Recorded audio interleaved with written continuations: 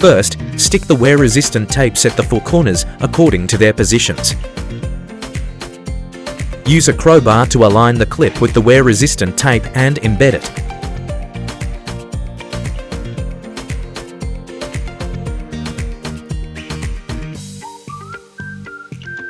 Put the corresponding English letters of the pad into the clip.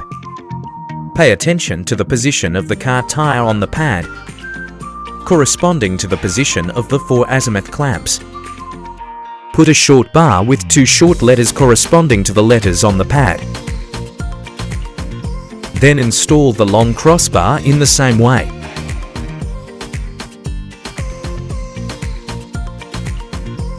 Screw on the wing nut and fix it with a torque wrench so that a vertical line on the nut is just aligned with the black dot. Use the key to lock the 4 positions. Finally, cover the covers with corresponding letters, which need to be snapped in with a little force.